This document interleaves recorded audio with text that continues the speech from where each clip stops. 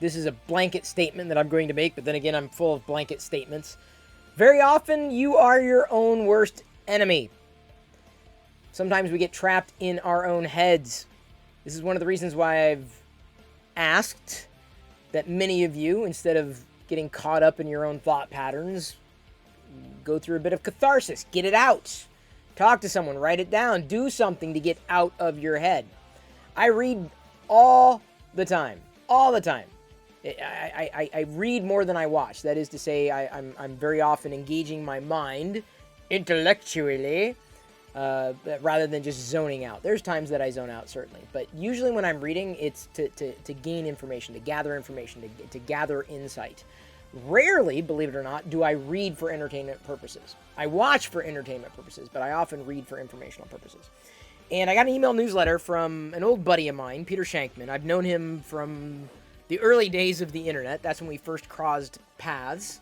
And he sent out an email newsletter. I'm just going to quote it here. "The opponents in our head will always be harder to beat than any opponent we'll ever face in the real world. The only way to beat the voices in our head is to take away their ability to talk to us. And the only way to do that is to get out of there and do that thing they keep telling us we can't do. And do it over and over and over again." When I say that you're your own worst enemy, it's not that you don't have real enemies. You probably do.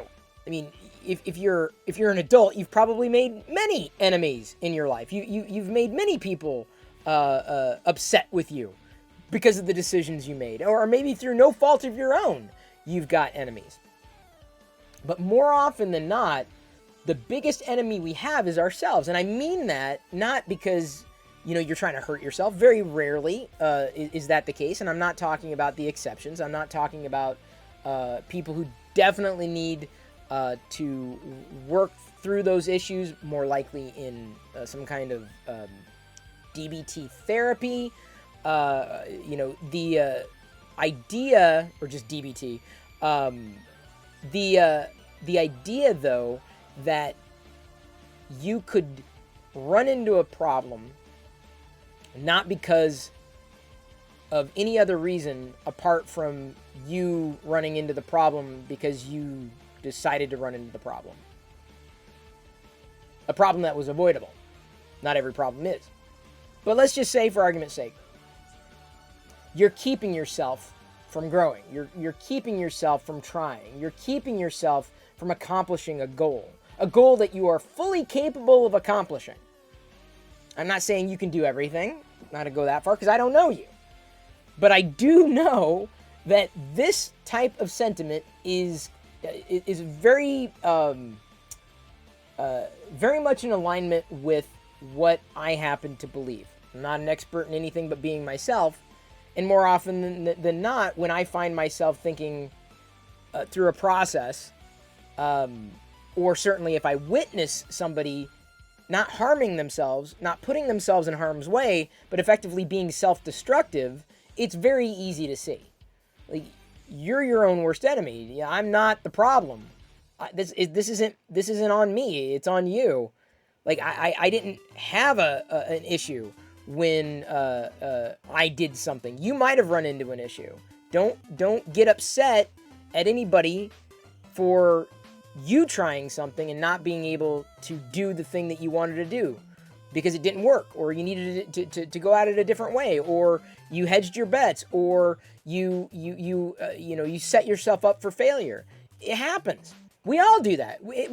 And we don't mean to do that, but we all do that. Sometimes we stage an event, an activity, not necessarily to fail, but to not work unintentionally. And then we get upset. And then we feel, oh, I knew it. Self-fulfilling prophecy. I knew it. I knew I was going to fail. I knew it. No, I don't want to do that. I'm not going to do that. I don't want to do that. No, I don't want to do that, and here's why. And we start reasoning through why we don't want to do something.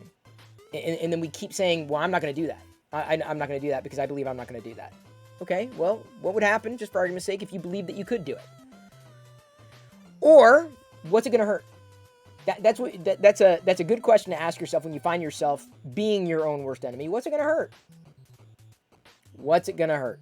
And there are times that, there are risks in doing something. There are absolute risks. But what's it going to hurt? And these are the types of lessons that I've been trying to impart on Jedi as much as I possibly can. She makes friends fast, but she tends to be a little shy, even in, you know, her regular stomping grounds.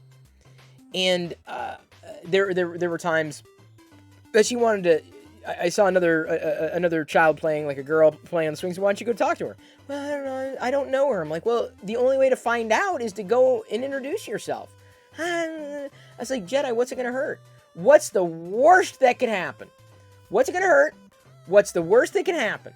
Okay, what's it gonna hurt? Well, nothing. You're out nothing. Apart from potentially getting your feelings hurt if she says no, she doesn't want to play. Okay, well, life goes on. There are, like, how many people on the planet who would want to play with you? You know, and more importantly, like, what was the second one? What's it gonna hurt? What did I just say a second ago? Something around along those lines, like, what's the worst that can happen, right? Worst that can happen, she's gonna say no. Okay, cool. You don't. Great. I'm gonna do my own thing.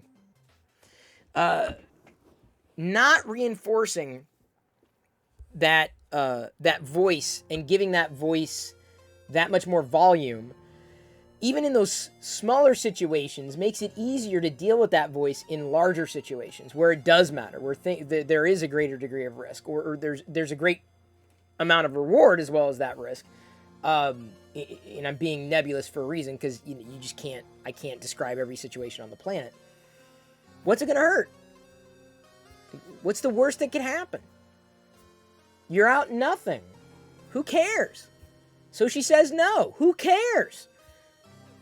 Have enough confidence. I mean, you can't tell someone to have enough confidence, but build enough confidence so that you can face those types of answers without being destroyed. But that's all on you. I can't give you self-confidence. Ain't nobody can give you confidence except for you. You hear me? Don't go looking for confidence outside yourself. It won't happen. You are in control of the voice. Ain't nobody else on the planet in control of the voice inside your head. That's you. So remember the other day when I was saying, think about the things you can control and the things you can't control? I'm not saying that if you fall within the bell curve, you can control that voice. You can put that voice in its place. You have that power. You're like a little He-Man there. I have the power. You have that power to control the voice. You may choose not to. Your choice. But don't sit here and tell me that you can't control that voice. If again you fall within the bell curve, right? If you are in that area, we're not talking about the extremes, okay? I think that should be somewhat obvious, because I'm definitely not talking about the extremes. It's not easy sometimes to tamp down the voice that's telling you can't do it. You're going to fail. Something's going to be wrong. You don't want to do it because you're afraid of what's going to happen. So you got to think, what's the worst that's going to happen? What's the worst that's going to happen? Would you rather be honest? Would you rather get through something and know that you tried and failed rather than have not gone through something and regret it? You're doing nothing but wasting time. You're wasting your own time. But again, that's on you. It's all on you. It's all about your calculations, what you want to do. Do you want to let that voice live your life? Or do you want to be in control of that voice? It's your choice. And the cool thing is, this is the thing I love, right? It's not just that every day is a new day. Every decision's a new decision. Inconsequential decisions. Should you walk over to someone and introduce yourself? Yes or no? Your choice. It's your choice. Do what you want to do, right? Because ultimately you have to live with yourself. And of course, I'm talking about general situations like that are not. I would never say to do something like this if you intend to do harm. Just talking about normal everyday situations where you're hedging your bets, or your voice is telling you no. It may be very uncomfortable to do this, but the more you live your life out loud, the more you live your life directly, the freer you will feel. No longer shackled by that voice inside your head that was always telling you, you're a bad person. No, I'm not. I may make bad decisions, but yeah, that makes me human. You're a bad person. Says who? I do. Really? You're me. Okay. But you're a bad person. Where the hell do you get off? I'm you. Okay. I'm not a bad person. I just sometimes don't make great decisions. That makes me human. So, shh. But you're... Shh. Okay. Can't even promise to give good advice all the time. But that voice, if you just let it run roughshod, it will. It'll rule your life. It will dominate every single relationship you have. And worse yet, that voice, you're going to start projecting it onto other people. Whether you you recognize that or not, you're going to start believing other people think the way your inner voice thinks. And that ain't the case. Just because you're telling yourself that, he hates me. How do you know that inner voice? He does. It's obvious he hates me. He doesn't know you. How can he hate you? He hates me. He hates you. Me. Me. I'm you. Have you ruined the metaphor yet? Yeah, I think I have. I think that ship has sailed. How do you know? How do you know?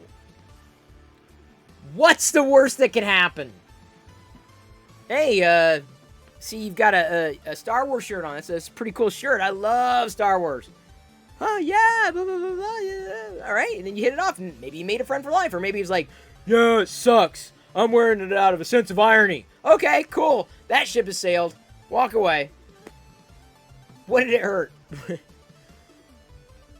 By denying yourself, because you and your inner voice continue to get in the way of yourself, you're losing time. Time's the one thing you can't get back. Time is precious.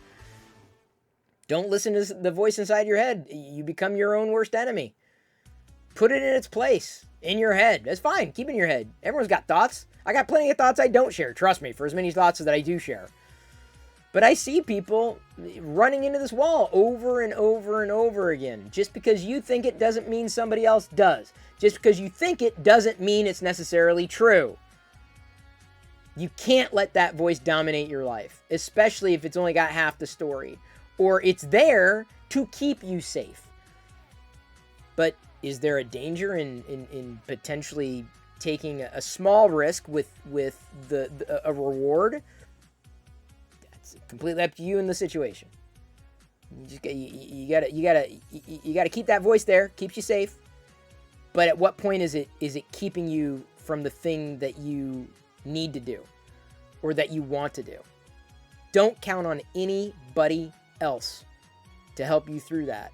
Apart from you and doing the work and being consistent, you have to control that voice. That's the one thing you can control. You can't control the situation, but you can control the voice inside your head.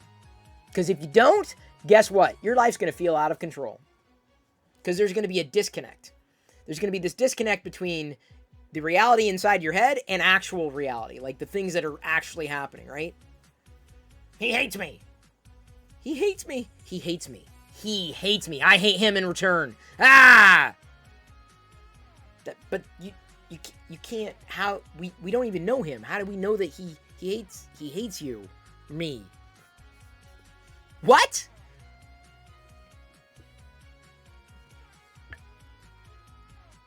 Control the voice inside your head. I believe that, again, if you fit on that bell curve, you can do it. Not easy. Sometimes not fun. Sometimes nerve-wracking. But let me tell you, the more honest you live your life, and the more you live your life in reality, not just trapped inside your head. I'm not saying you won't deal with stress. I'm not saying you won't see stress. I'm not saying that you're not going to be disappointed. I'm not saying that everything's going to be, nothing but roses.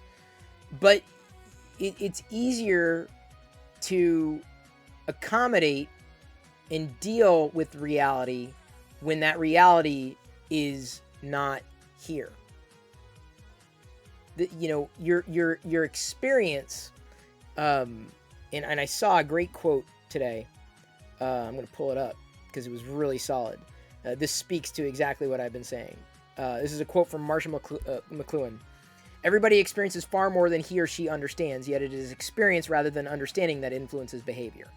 So just because you experience something doesn't mean you necessarily understand it. And sometimes we internalize those experiences and mistranslate. And that only just fuels that inner voice that is there to protect us, but sometimes it does so much protecting that it's our enemy. We become our own worst enemy. So how do you solve that problem? Work through it. Challenge that voice. Verify. Decide who is going to be in control. What are you going to lose? What do you have to gain? From making a decision that voice is keeping you from. I see it a lot. I'm not saying I see it more than most, but there are just too many people who just let that voice rule them. And that voice becomes their reality. And that voice becomes them. And it's not them, it's their voice. And when you let that voice be in charge, you're fighting against yourself. And that kind of internal struggle is going to be projected outward. And good luck, because that ain't fun. Not for anybody else. So let your voice be your voice, but keep it in check. That's your responsibility. Don't blame anybody else. Don't expect anybody else to do it for you. You got to walk through those doors. It's your voice. You're in control. Period.